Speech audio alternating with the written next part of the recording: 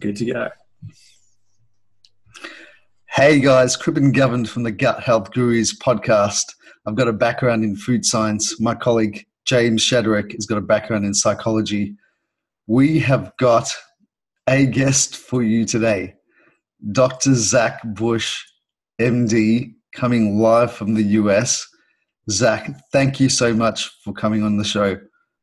What a pleasure to be on with you guys, and thank you everybody listening for your time and attention and interest in the subjects. We're really going to be knocking on some of the most important foundations of the human health, human epidemics of disease around the world, and really the financial wellness of our nations going forward. So excited to have all you guys present, and thank you for being so kind to have me here as a guest.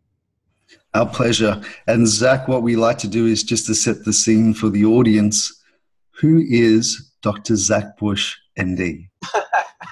It makes it sound very mysterious there, but yeah, that's I think I'm on a lifelong journey to figure that out as well. I think that's a part of we're here is to figure out who we are and why we're here and where we're heading. I am I think a reformed or continuously reforming medical doctor. I spent 17 years in the academic experience of becoming a doctor and going through all my postdoctoral training. I became a triple board certified first in internal medicine, went on in internal medicine in the hospital environment to be a chief resident and teach residents and students on faculty at University of Virginia, and then went on to a fellowship training in endocrinology and metabolism, which is the study of hormones and how they regulate everything from the brain to neurologic function to organ systems, things like the thyroid, reproduction, different aspects. Was then on faculty in endocrinology at the University of Virginia. Decided to leave my research in 2010. My research was in chemotherapy development and cancer and how it related to nutrition ultimately, like how does metabolism or the fueling of the machine have to do with cancer cells. So that was my niche, was finding chemotherapeutic nutritional agents, vitamin A compounds and the like that could disrupt cancer metabolism at the mitochondrial level. And so left all of that in 2010 to start a nutrition center in rural poverty-stricken area of Virginia, a little town of 550 people serving about 40,000 rural people who really were in a food desert, no grocery stores of any quality, etc.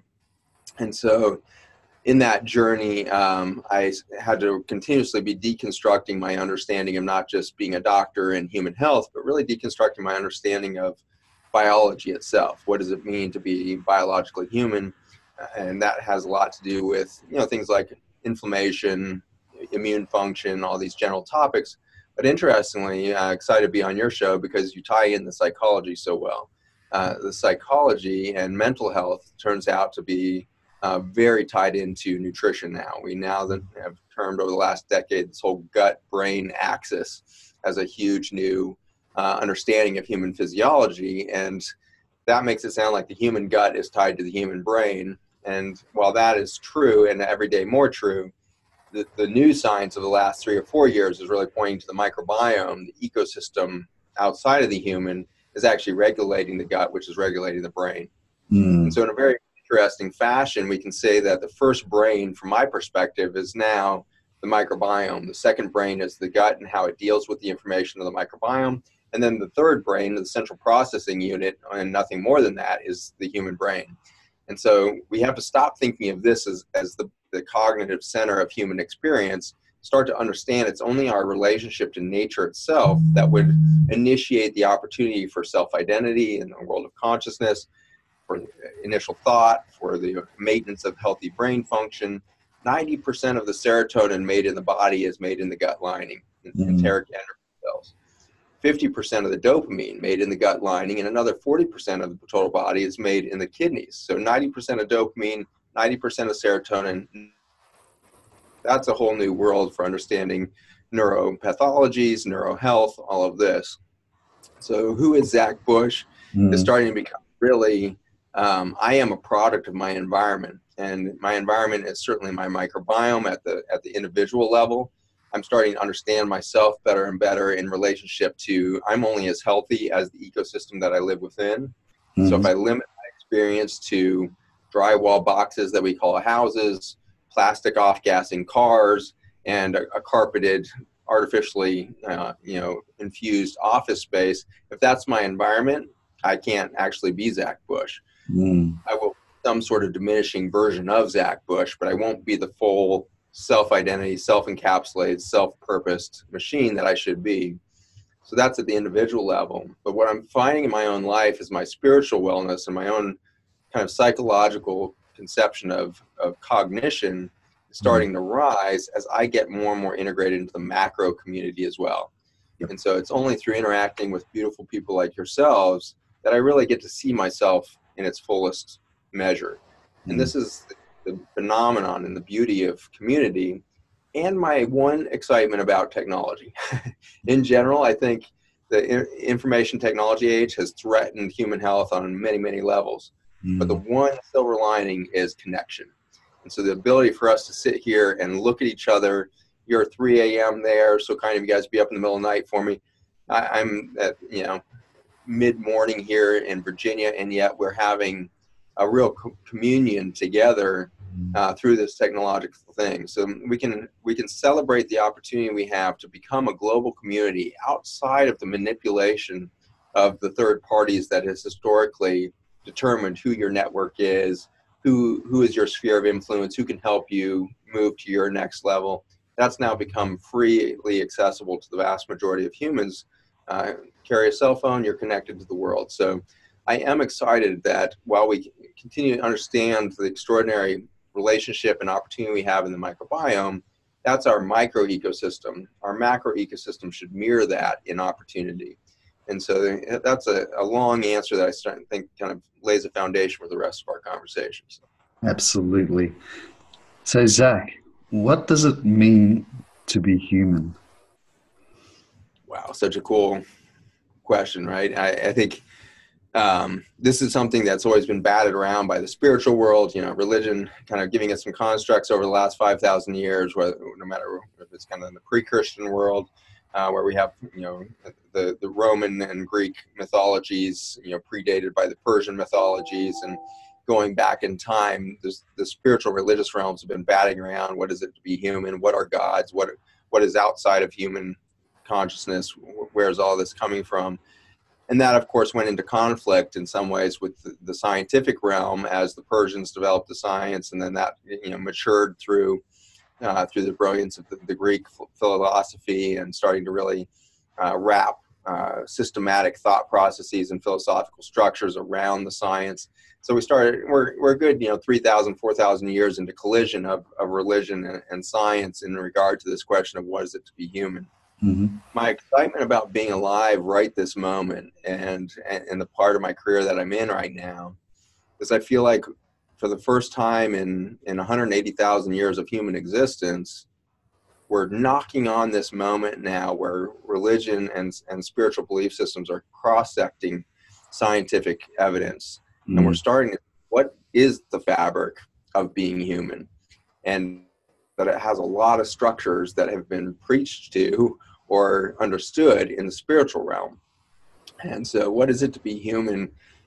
You are ultimately made of the same fabric that the stars are made of, that the planet itself is made of, bizarrely even, the vacuum space out there between the planets, you're made of the same fabric. And that fabric is a combination of atoms and their system. And so an atom is the building block for what would be an element in the periodic chart. The periodic chart becomes the building blocks for a molecule. Molecule becomes a building block for a cell. Cell becomes the building block for a human organ. Human organs become the building blocks for a whole 70 trillion celled organism that we would call human. But one thing that we have to hold on to, because right now, if you go into a doctor, they're going to do maybe a CT scan or an MRI and take pictures of all your organs, and they're going to convince you that you're an organ system creature, and you're built up of 2 kidneys and a liver and a brain and a neurologic system and 2 lungs and a heart. And it's a very rudimentary belief system about who you are and what you are physically. What's been lacking in modern medicine, which is anything but modern when you start to consider the physics of the situation, but modern medicine continues to look at the solid part of you. Problem with that is that only 0.001% of you is actually solid. 99.999% of you is actually vacuum space. That is truth based on the structure, again, of the atom. The atoms that make up the entire universe are inherently a tiny, tiny bit solid. And so there's a tiny little solid core made out of protons and neutrons, which bizarrely actually have the same structure. A proton has the same structure as the black hole that's in the center of our galaxy. It's a double tetrahedron. And bizarrely, that double tetrahedron is the three-dimensional Star of David, or the star on the Muslim flag, or it is the two-dimensional. If you project the three-dimensional structure, which is called a 64 double tetrahedron, down into a two-dimensional structure, it's actually the flower of life. And that two-dimensional design of the flower of life, if you haven't seen this thing, just Google flower of life and you'll see a million different depictions of this, and you're going to find out that that depiction was actually etched with some sort of laser technology. We don't know what it was, but the Egyptians, predating the Egyptians, whoever built the pyramids 10,000 years ago, etched this flower of life into the structures, into the blocks of many of the pyramids. And so all the way back 10,000 years, somehow they knew that this was the secret to, life itself. This was the structure that was the fabric of everything. And to find out now, in just the last few years, that flower of life, when popped into a three-dimensional structure, is a 64 double tetrahedron, which is the structure of our proton, which is the structure of a black hole, you start to realize, what is it to be human? To be human is simply to be yet another face, another pixel version of the expression of the universe itself. Wow. That sounds very heady and very grandiose on some level. And yet we have some very interesting concrete proof that this actually plays out at the macro level of being human and being in the human experience. These experiments were done on college campuses. And before I tell you what the study was, I need to explain to you that a black hole, whether out in a galaxy or representing the structure of a single proton in one of your atoms, is a structure called a double torus in regard to its motion. And so it's a gravitational field that pulls everything inside of it. People are kind of familiar with the black hole concept, where it's such a powerful gravitational force that even pulls light into it. Well, part of that thing that's getting sucked in at the proton level is actually the electron itself. And so we think that the electron is being sucked right inside the proton into the black hole and then spitting back out. And it's cycling in and out of there at an extraordinarily fast, millionths of a second speed of rate. The black holes out in the universe also are taking in and spitting out electrical data. Stephen Hawking, the famous astrophysicist who passed away recently, Stephen Hawking became famous for discovering these particles that are coming out, this information stream out of black holes in the universe. And so they got named Hawking's particles. Mm. He held that was just random information flowing out of black holes.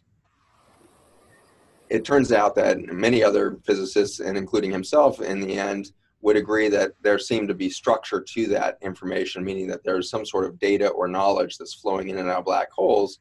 And he and other physicists have proved that all the black holes are connected through wormholes or some other phenomenon in the astrophysics quantum world, such that any black hole putting in and out information would have the same information exchange across all the black holes in the whole galaxy, and then, in the whole universe of all. And as such, every single proton within every single atom, within every single molecule, within every cell, we have complete singularity of access to information as well. So how did they even start to look at this as a possibility of really being the fabric of the reality we live in? Because this sounds super weird. Mm. What they did was they took two groups of students and they put them on opposite sides of the campus. And so, and they gave both groups a very complicated crossword puzzle. They asked the first group to start, and they timed the length at which they could finish this crossword puzzle. No communication, physically or otherwise, to the other group, and the other group had to sit and wait for this team to finish. They finish at 48 minutes, say. As soon as they finish, They wait, I think it was 5 minutes or 10 minutes. They waited some number of minutes, and then they start the second group to solve the same crossword puzzle. They've done this many times now across different environments, and always the second group finishes a few minutes faster than the first group. Wow. Meaning that there's an exchange of knowledge, there's an exchange of information through the experience of the first group traveling through vacuum space in connection to all of those black holes within each of those individuals. That's a test environment on a university campus, but as an entrepreneur who started a bunch of companies now, I get to bump into a bunch of entrepreneurs and thought leaders around the world now, and I see this happening actually on the macro level, which is once an idea comes up through an inventor, as you know, a new revelation happens. Within a few months, I found out that somebody else over there on the other side of the world had the same thought within the same few week period. And over there was somebody else that almost had the same thought over there. And so knowledge is literally percolating up through the fabric of humanity, which is very hopeful to me. Mm-hmm. Because if we look around, we have a complete disaster in regard to our species, in that every technological leap forward we have made has accelerated our consumptive behavior. We consume resources faster and faster and faster as a species, and we're literally gobbling up the world's resources in regard to food, mineral resources, oil and gas, air itself, fresh water, you name it. We're using up the precious resources on Earth and don't have a way to recycle that energy. And so if we don't change, and if we don't break out of the behaviors and technologies that we currently depend on, then we're going to be extinct within roughly the next 60 to 70 years. Wow. That's a daunting and sad scenario. How do we know that? It's because of the current rate of extinction that we have on the planet. We're losing one species to extinction every 20 minutes. So even in this short podcast, we're going to lose 2 species that may have been even unnamed and undiscovered will disappear from the planet. And over the last 50 years, we've lost 40% of the biodiversity on the planet. So we're nearly halfway done with the complete extinction of biology on the planet at the macro level. Mm. And so in a few years, we expect to collapse completely to the point where human existence becomes unviable on this planet. And it's not too much of a coincidence, I believe, that the billionaires around us who built this consumptive environment, the Amazons, the Facebooks, all the advertisers out there that have built our consumer behavior and capitalized that, they are working on space travel. They're trying to figure out their exit strategy off a planet that is literally collapsing. They are trying to build their own lifeboats to jump off the Titanic, because the Titanic already hit the iceberg, and everybody who can see at this macro level, because of their level of influence or whatever it is, can see that everything is not viable. There's not a single sustainable company on the planet right now. And so with this understanding, they start looking for lifeboats off the planet. Wow. So that's another long conversation to a short question of what does it mean to be human? To be human right now is a very, very big opportunity and a very, very big purpose. You showed up here right now. If you're on Earth at the moment, you chose to show up. And when I say you chose, I believe your soul jumped on into your body and animated you for a purpose at this tipping point of human history. We've been here by the fossil record for 180,000 years, and we got 60 years left. And you showed up right now, which means you showed up at the moment that you would have the potential to either be aware and awake and conscious to learn as much as you can and we can from the decline and ultimate disappearance of our species, so that perhaps in the universe we raise consciousness through this awful experience of extinction, so that perhaps somewhere out there life is recreated on another planet or otherwise, and with the knowledge and experience we have. So either you're here to be conscious and awake to add to the experience of all of the mistakes we've had, or you're here with me and everybody else to transform, to transcend, to rise consciousness to the point where we actually can reinvent our relationship to nature so that we become a synergistic, regenerative species rather than a consumptive species. And we do have the opportunity to do that together. And I believe it's through the connection like we have here tonight, with the opportunity for human connection, unperturbed by advertisers and all the other third-party manipulators. We can solve every problem on the planet by looking straight to nature for the templates of how life happens. That's giving me goosebumps. Dr. Zach, I'm mind blown. Thank you so much for sharing that wonderful monologue. It was amazing. Now, I just wanted to go sideways a little bit on why are we getting sicker? Yes. This is the perfect next step in some ways, because now we painted the goal. We need to transform. To understand how we're going to get there, we need to understand where we are right at the moment. Over the last 30 years, we've seen the most rapid collapse ever imagined. Never imagined. I mean, I've talked to a lot of the health experts that built the American healthcare system as it stands today back in the 1970s. And they predicted a lot of things in 1976 about the year 2000. They predicted, oil and gas changes. They actually predicted the internet, and in some ways, they predicted a lot of the technologies that would come along, and they prepared for that in their modeling of how human health in a healthcare system might be supported. What they failed to imagine was the possibility that our total chronic disease burden in this country of the United States would move from 4% to 46% of our children with a chronic disease. So 4% of the entire population in the late 60s had a chronic disease. Now 46% of just our children have a chronic disease. There was nobody who could have imagined that level of collapse, and there's nobody who prepared for the possibility of that financially or otherwise for our country to prepare us for that. And so we are now in free fall around the effort to support this. Our entire military budget in the United States is at $680 billion a year, roughly. It's an insane amount of money to spend on, defense and trying to kill other people and all kinds of stupid stuff. But it pales in comparison as a number to the $3 trillion a year that we're spending, 5 times more on trying to manage chronic disease. Because remember, we don't spend much money at all on prevention or health itself. We're spending all of that on disease management. So $3 trillion, if you add it all up, we're upwards of $4 trillion between defense and human disease. And so we're looking at, an enormous portion of our gross domestic product going to non-productive aspects of human support. You create jobs, but you don't create productivity through disease. Mm-hmm. That reality that we're in right now is being depicted because of this rise of chronic disease. So when did that start? It really took off in the 1990s. 1992, we started to get a few echoes of it in the US, but it wasn't until like 96, 98 where we see this extremely rapid rise in neurologic degenerative conditions. In our children, it was attention deficit and autism disorders. In our adults, in the males, it was Parkinson's. In the females, it was Alzheimer's dementia.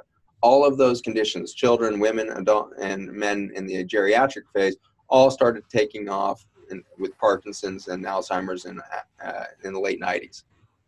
By the late 2000s, 2008, 2010, we had reached catastrophic levels of autism, for example. So we had moved from 1 in 5,000 children with autism to 1 in 88 children with autism by 2012. In the next 3 years, between 2012 and 2015, we would again to 1 in 46 or 1 in 48 kids.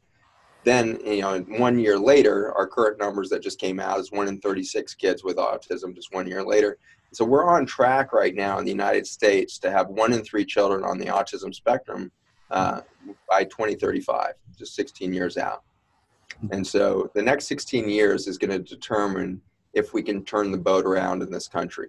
If we fail to change the fabric of human health in this country over those 16 years and we continue on our current trajectory, the U.S. will no longer be a global power. It is literally impossible for us to keep up with expenses because the productivity is going to be dropping so fast. If 1 in 3 children in a single generation have an autistic condition that's limiting their ability to engage on a productive fiscal level, then it's going to take 2 of that generation to take care of that 1, just in their health care, just in the maintenance of their support and everything else. So a whole generation is going to be spending all of their money on one disease process. Ignore that 80% of the adult population will have cancer by that time, not to mention all the mental health disorders, the autoimmune diseases, chronic fatigue, chronic pain, you name all of the rest of it. Now you start to see that there will not be a productive society by the mid-2030s in this country. Oh. So what's our opportunity? Let's say worst case scenario, the US becomes the poster child on what not to do. You guys in Australia have an opportunity to very, very rapidly learn from what we've done and do it differently. So we better quickly figure out, how did the US manage to create chronic disease epidemics across the brain, across the immune system, across the liver, across the kidneys? How did all of the diseases take off at the same time in the mid-1990s? Mm-hmm. Of course, comes down to the smoking gun that my group and my lab have been working on for the last 6 years, which is it's 2019 now, for the last 7 years. For the last 7 years, working on this molecule glyphosate. Glyphosate is the active ingredient in the weed killer Roundup that's used worldwide on the genetically modified crops, so GMO corn and soybean grown in Australia, alfalfa, canola, all of these crops are now GMO. They've been genetically modified to be able to be sprayed directly with this chemical glyphosate. Glyphosate started its spraying on crops in 1992 in the US with the application to wheat. Within a couple of years of that, we had an epidemic of wheat allergies called celiac disease and gluten sensitivity. We invented gluten sensitivity out of the application of glyphosate or Roundup to this gluten-containing wheat. We now spray many of our staple crops, the legumes, the lentils, the beans, so many other things are being sprayed now, just like the wheat, not to kill weeds, but to actually dry the crop quicker. So we use them as a desiccant. And so that desiccating process means that we're spraying the crop hours or days before harvest, which means that the individual is going to get very high residues of those chemicals. Those aren't genetically modified compounds. In fact, they're trying to kill the plant faster and dry it out. And so those aren't GMO'd. They're simply, heirloom grain or a hybridized grain that's being sprayed directly, or in the case of the legumes, the same thing. Then there's the genetically modified compounds, the corn, the soybean, and everything else that's being sprayed directly with the herbicides. So what's happened, water-soluble toxin called glyphosate at such high volumes around the planet, currently 5.5 billion pounds a year are being sprayed. All of that being sprayed onto the soils of the planet, water-soluble means that it doesn't stay on the surface of anything. It immediately gets intercalated or brought into the fruit or the vegetable and all its water content. Your typical fruit or vegetable is 60 to 70% water, just like the human body. Mm-hmm. It then goes into the water system, gets pulled into the river, coast, or ends up in the oceans. In the United States, we have the Mississippi River, runs from north to south. Last 90 miles of the Mississippi River are between Baton Rouge and New Orleans, Louisiana. That is now called Cancer Alley. It's the highest rates of cancer in the entire developed world in the last 90 miles of the Mississippi River. Why is that? I believe it's because 85 to 90% of all the glyphosate sprayed in our rich farmlands is ending up in one water system, concentrating throughout the whole system of the Mississippi into that last 90 miles, and it's killing life starting at the microbial level. Glyphosate, as it turns out, has not been patented as a weed killer. It's been actually patented as an antimicrobial, antibiotic, antifungal, you name it. And so as that compound hits the microbiome of the soil or the water or the air, we lose microbiome. As you lose microbiome, you lose the ability to grow larger things, plants, animals, humans, etc. With a water-soluble molecule on this planet, it turns out it doesn't stay put in the river or the ocean that it's pouring into, and it goes into the air itself. So through evaporation, we end up with 75% of the air around the Mississippi also contaminated with Roundup. So we're breathing this compound. Turns out that ends up in a cloud, and now we have 75% of our rainfall contaminated with Roundup. So you're starting to get the picture that we're living it, we're breathing it, we're drinking it, we're eating it, one molecule all over the planet. We can follow the chronic diseases around the world and their progression with their adoption of glyphosate and Roundup and GMO cropping and the death of their soils. Mm-hmm. For you guys in Australia, you were about 15 years behind us. We really took off in the US really aggressively with the spraying of this early 1992, but it was really 96 that everything really launched. Glyphosate as a compound came off patent in 2007, taking over the vast majority of the production of generic glyphosate and dumping that into the global marketplace. Unfortunately, it had an extremely adverse effect on Australia because you guys had a free trade agreement with China that continues today, which means you were getting pennies on the dollar glyphosate, which could be sprayed around your lands all over the place. And it wasn't just your farmers. Your homeowners are spraying it in their yards. Your whole municipal systems, if you're anything like you, spraying it along our roadways, along our utility lines. We're using it as a broad spectrum killer of weeds all over the place. Schoolyards, you go on down the list.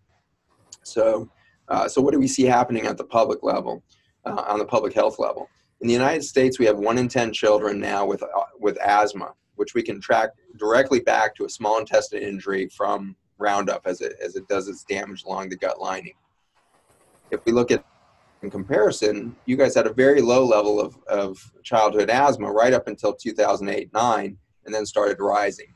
You guys are actually seeing a faster rise in your children than even in the United States, and you're now at 1 in 4 children with asthma. And so you guys are having a chronic disease epidemic that's going to be even, probably out of proportion to the U.S. if things don't change.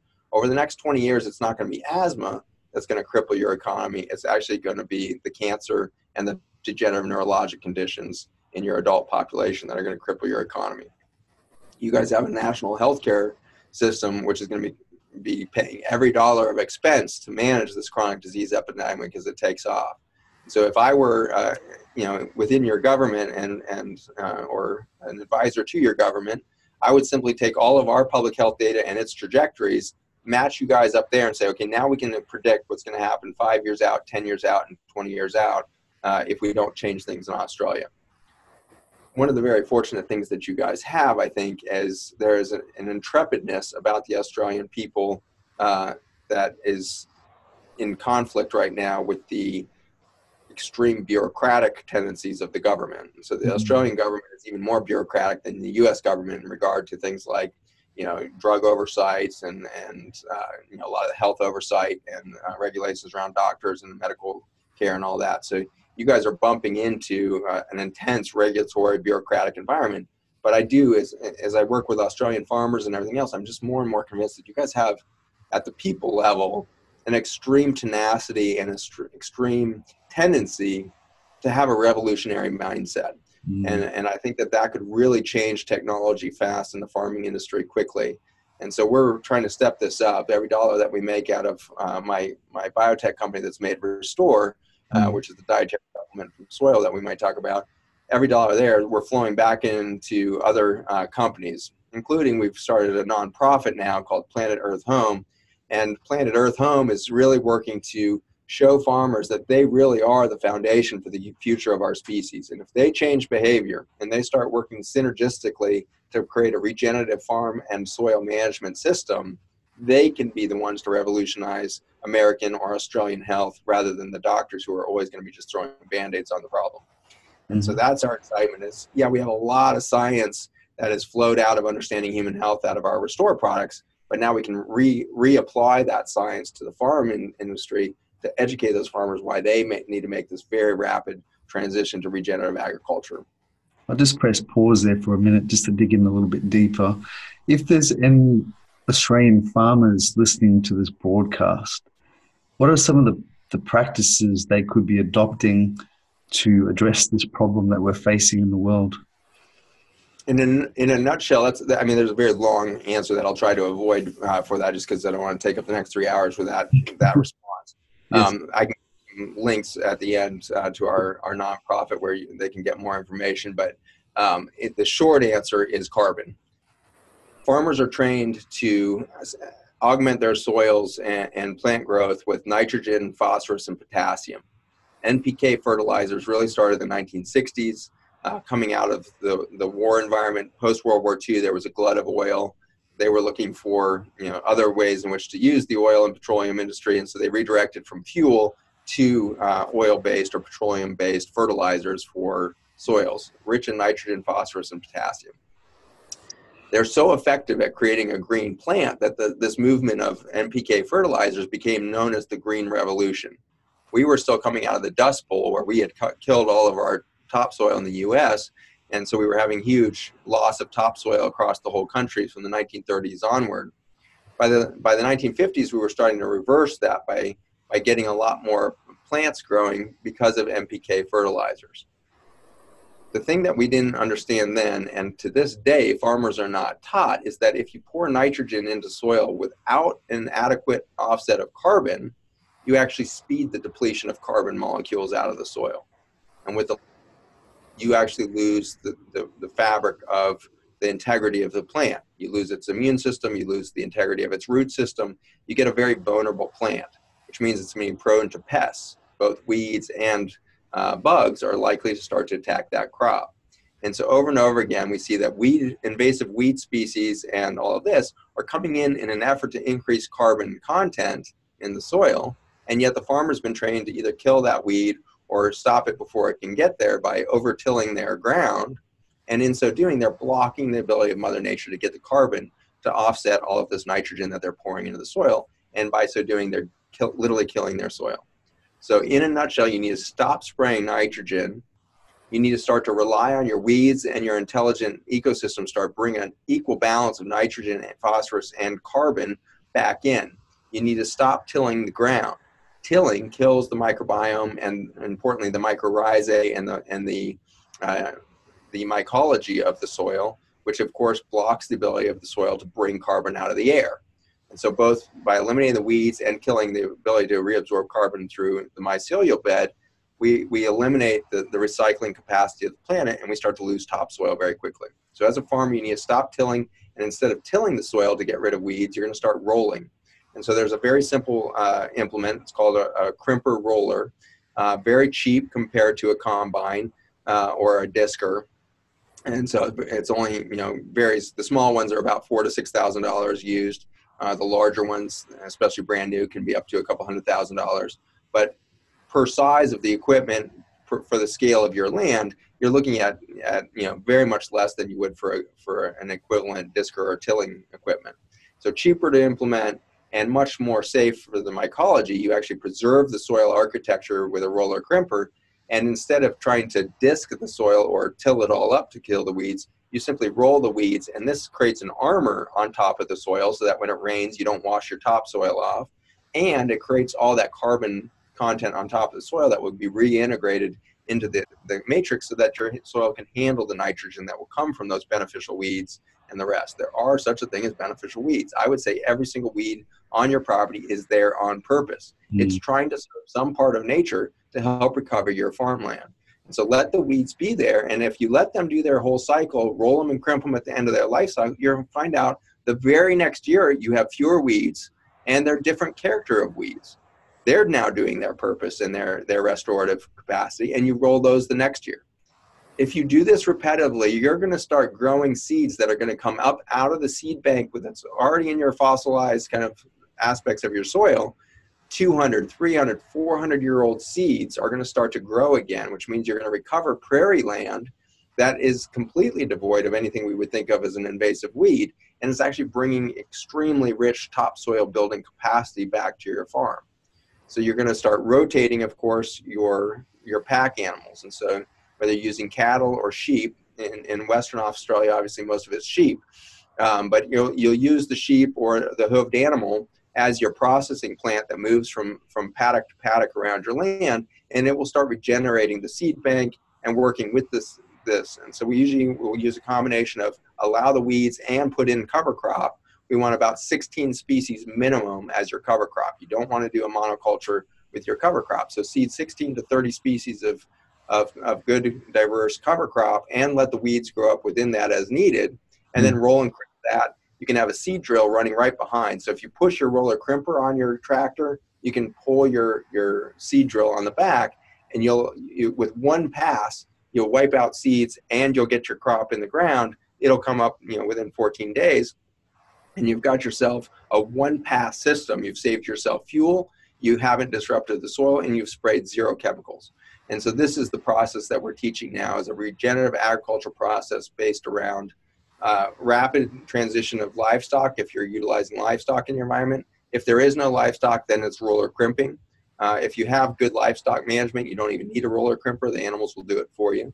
And so livestock, roller crimpers, multi-species cover crops, and then seed drills behind that. That's wonderful, Dr. Bush. I think that'll be very insightful for farmers. And what we will do is we'll put some links into the show notes to direct people to your organizations where they can find more information. So really appreciate you sharing that. Now let's talk about leaky gut. What is leaky gut, and how do we fix it? Very good. So I was pointing to there in 1992 with the advent of glyphosate spraying on wheat, and then 1996 on all of our staple crops. How did that correlate with chronic disease? Two forms. Number one, we kill the microbiome. So it's an antibiotic. You start to kill the microbiome. If you lose the microbiome, you become vulnerable at the gut layer and the immune system that sits right behind that to lots of different diseases. What is the process of that, or the mechanism by which that vulnerability happens, is what we uncovered in 2012. In 2012, in my nutrition center, I was seeing people get worse on health food. Couldn't figure out why. Kale and Brussels sprouts and all these superfoods were actually making people more inflamed, sicker. It turns out that they had this thing called leaky gut. And with leaky gut, you lose the integrity of the gatekeepers, or the barrier system of your immune system to the outside world. Your body is made up of 70 trillion cells, and many billions of those cells are the epithelial lining that runs from your nasal sinuses, esophagus, stomach, small intestine, colon, rectum. So that whole gut environment covers more than 2 tennis courts in surface area. Massive, massive exposure to the outside world. So that's your most important ground zero of your exposure. Your self-identity as a human. What does it mean to be human? An intact, intelligent barrier system of the gut. The skin, in comparison, is only like 1.5 square meters. So, 1.5 square meters versus 2 tennis courts, you can see how much more, 85, 90% more surface area in your gut than your skin. And so who is the human is that which is wrapped within this intelligent barrier system. The billions of cells that make up those 2 tennis courts in surface area are called epithelial cells, and they're all bonded together by these little proteins that look like Velcro, called tight junctions. And as the glyphosate hits the gut membrane, the tight junctions fall apart. It dissolves the tight junction. And it's not the first time in history that humans have been creating the opportunity for gut leak. It turns out that the oldest medicine on earth, I would argue, is alcohol. And that medicine has obviously been used as a drug, both medically as well as recreationally. Mm-hmm. But it turns out alcohol was probably our first leaky gut injury. And we damaged tight junctions with alcohol. Alcohol and glyphosate and other pharmaceutical compounds like ibuprofen, non-steroidal anti-inflammatories, a lot of the constipation medicines, they all damage tight junctions to create leaky gut. Once you've damaged all the Velcro, you no longer have an intelligent barrier to say, keep that stuff out, bring this stuff in, this should come this way, we need water, we need nutrients, but we don't need insoluble fibers, we don't need plastic, we don't need all the junk in our food. And so that intelligent barrier starts to break apart. So there's many herbicides and pesticides out there. For example, the typical red wine made in the United States has 64 different chemicals that are pesticides and herbicides. So glyphosate is far from our only problem. Why do I spend so much time saying this is our biggest problem? Because it is the one chemical that has that direct effect of breaking apart the front barrier system. Sorry for the vibrational noise there. And the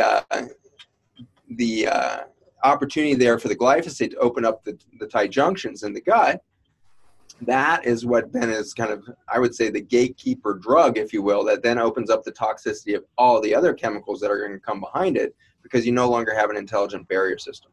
And so I think glyphosate really is kind of public enemy number one here globally, because of its ability to erode this barrier system, cause the leaky gut. Now that's horrible news, that's bad news chemical right there. But it's important to point out that as we were talking earlier about consciousness and psychology, it turns out that the gut barrier is not the only thing held together with tight junctions. Same proteins hold together your entire blood vessel tree.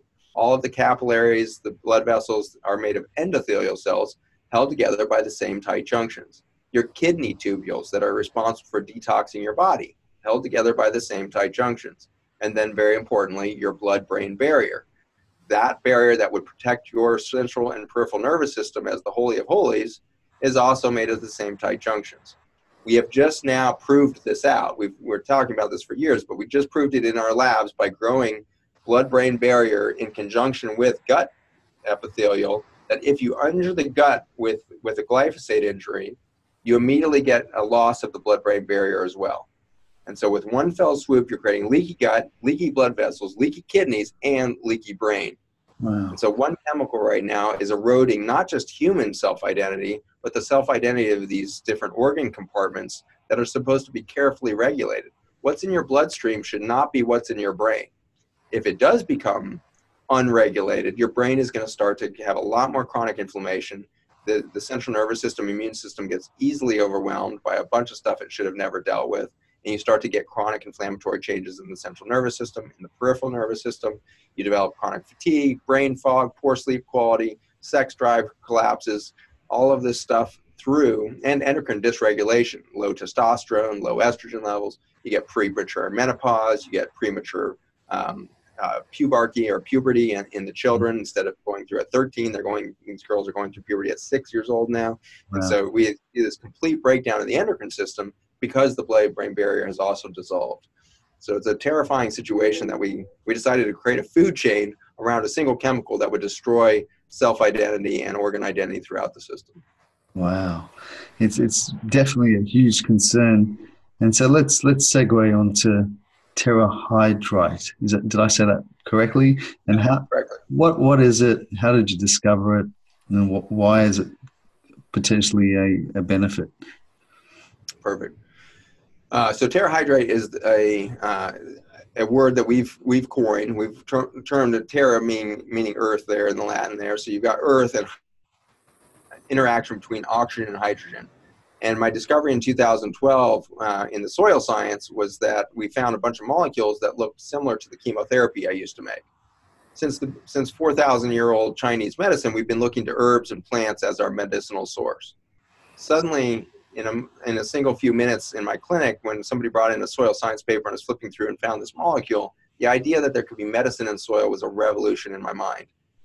But most importantly, when we found out that that molecule was being made by bacteria and fungi, it finally closed the loop on my cancer research and UCSF, UCSD, many universities around the world that were starting to find out that if you're missing certain bacteria, you get prone to cancer of this type. So if you miss this bacteria, you get breast cancer. You lose these bacteria, you get colon cancer. You lose these bacteria, you get prostate cancer. So we knew these correlations, but we couldn't figure out why or how the bacteria could possibly be affecting in such a predictable fashion the outcomes of the big human organism. The discovery of these molecules suddenly answered that, because each species of bacteria and fungi makes a different subset of these carbon molecules. Each one looking different with different function. We call them carbon snowflakes. Everybody's relatively familiar with the concept that each snowflake looks different at the crystal level and everything else. All H2O, but organized in different three-dimensional structures. They have different features. And so the carbon snowflakes made by the bacteria and fungi, each species contributing to this fluent communication, answered, if you lose communication here in this structure of this aspect of terahydrite, then we start to become prone to dysfunction over here. So that's the journey into terahydrite. Terahydrite is a term for a large family, many millions of different variants of carbon snowflakes made by bacteria and fungi, and that's the active ingredient that would go on to become our supplement line called Restore. Mm-hmm. What you're taking in Restore is literally a supplement that intends to do nothing to your body. It's the first supplement, I think, that really tries to do nothing. The reason why it's trying to do nothing is because it's much different than a vitamin A or alpha lipoic acid or curcumin or any of these other compounds that we think of as having medicinal features.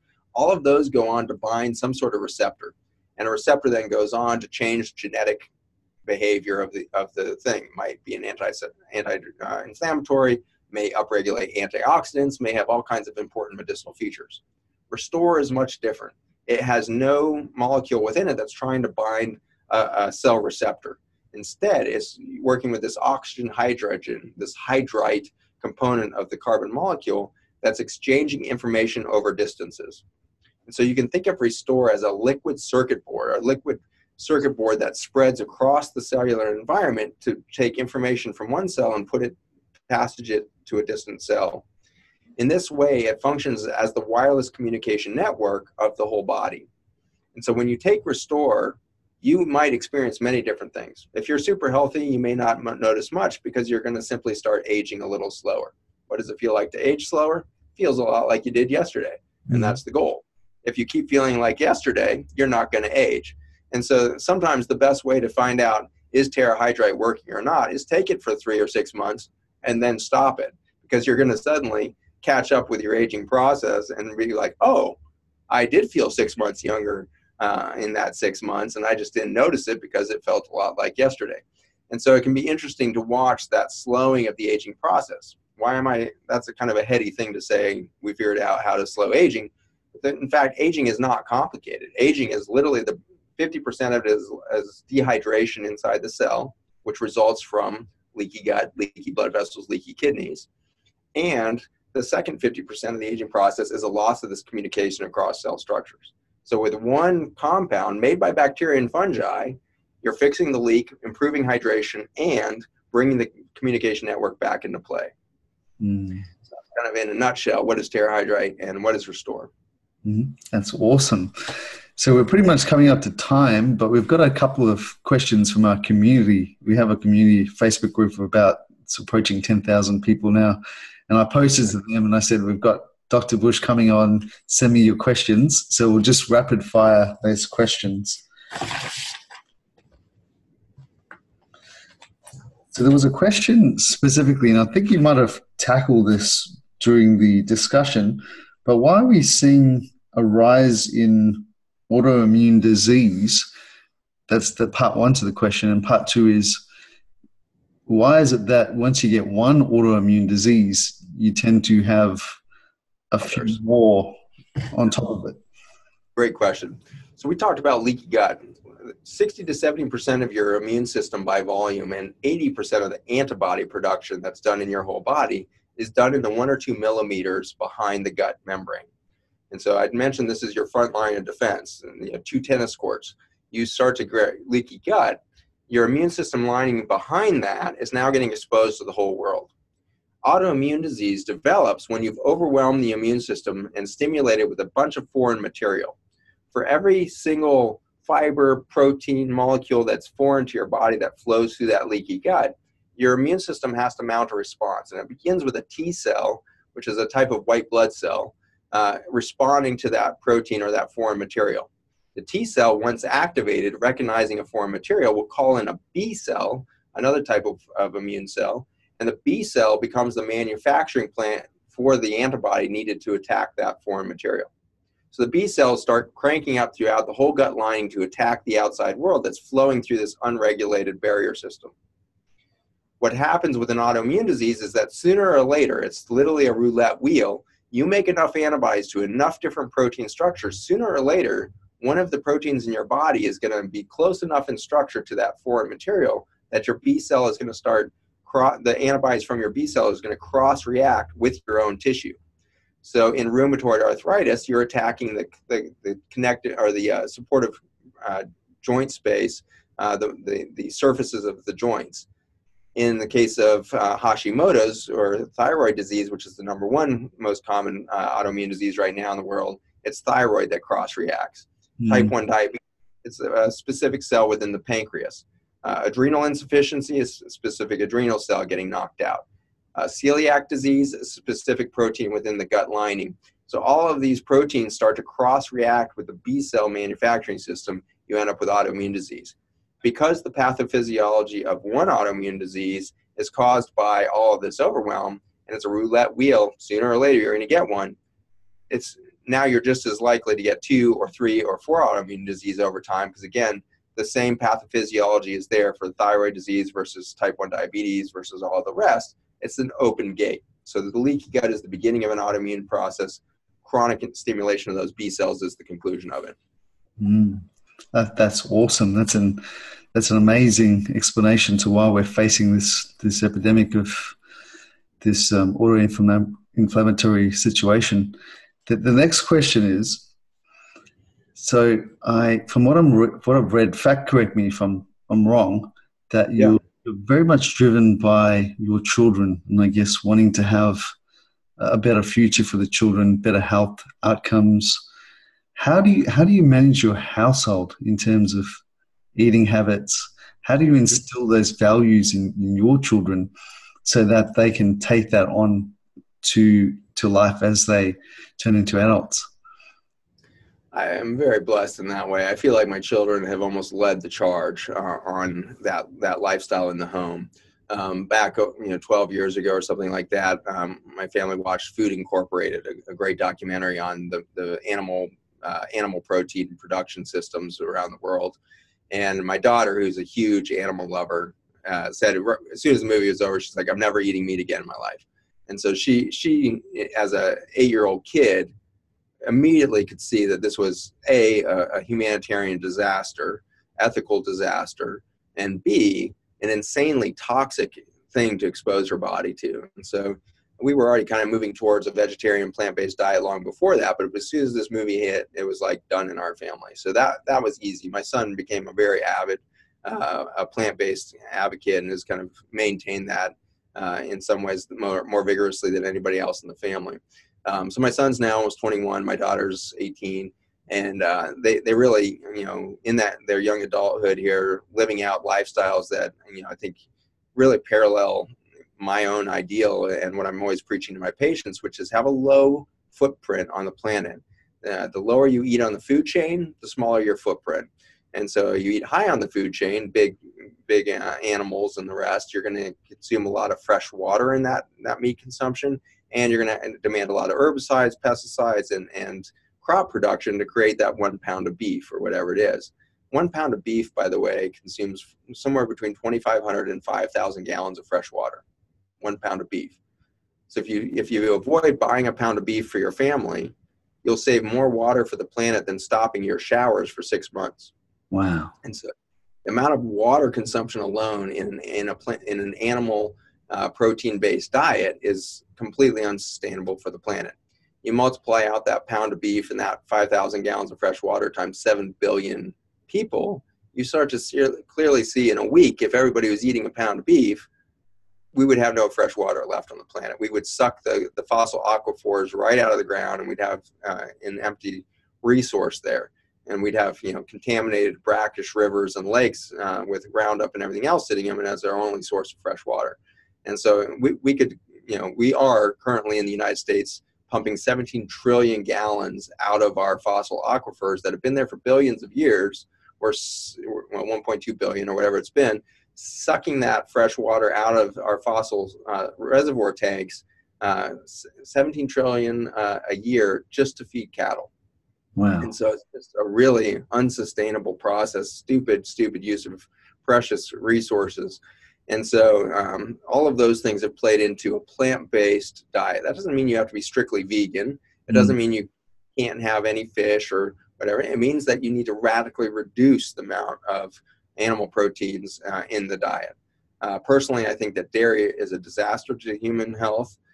We were never cows. Dairy milk was designed for calves. Remember that the calf stops drinking that milk at 6 months and never drinks it again in its life. We're the only species that drinks milk beyond infancy, and we're certainly the only species that drinks some other species' milk. And we made the mistake of picking that species as our milk source as a ruminant, which has a totally different gut than a human does. So not only is it not our species, it's not even the right architecture of a gut to put the right milk into. So on dairy. Milk is the number one problem. Cheese is a huge problem. Really highly fermented dairy products are less of a problem, but not devoid of inflammatory capacity. And so, of course, you have the additional problem that most dairy is highly contaminated with herbicides, pesticides, and other chemicals, as well as hormones that those animals are given and everything else. So stem to stern, the industry is toxic now, and then they have to heat pasteurize the milk, which breaks the structure of the oils, makes it more carcinogenic and all this. So in a nutshell, go plant-based, eliminate dairy, go as low as possible on animal proteins in the home, and you'll really move yourself towards a nutritional opportunity. Eat organic as much as possible, not because organic farming is sustainable. It's not. We don't organic farm in a regenerative fashion.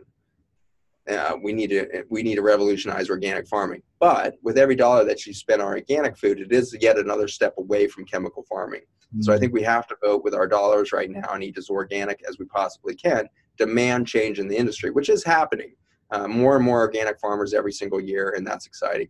We need to teach them to go beyond organic and become regenerative, but that's an easier jump than going chemical to organic. So buy organic, eat organic, and ultimately grow your own food. If you grow your own food, really taking control of food independence. If you can't grow your own food, then know your farmer. Farmers markets, CSAs, the like are great opportunities for you to really be in touch with the food system in a more responsible way. Wonderful. We're pretty much coming up to time, but the final question I like to ask my guests is, if there's one thing you could do to improve your gut health, what would it be, Dr. Zach? One thing would be grow your own food, I guess. I think that would be, the most powerful single thing you could do would be so in touch with your nature that you're literally eating from your yard, down to the level that you might not even pick the fruits and vegetables. You would eat them off the vine, just like the rest of the animal kingdom does. When you pick a fruit or vegetable, it changes a lot of stuff in there. You'd be better off grazing on your own plants as if you were an animal still in the kingdom. And so that would be the one most powerful thing you could do, is get so back in touch with nature that you would be like the deer and the other large mammals out there that graze on the nutrients and the gifts of Mother Earth. Great. Dr. Zach Bush, I just want to say thank you. A huge amount of gratitude and respect for what you're doing to enlighten the world, transform the world, and, set up a better future for our children, for our grandchildren. Hopefully we can reverse the trends that you talked about and really come ahead as a species and not have to leave the planet. So let's hope for that. Thank you so much, Dr. Bush. God bless you. Thank you all so much for your wisdom and your efforts. Thank you.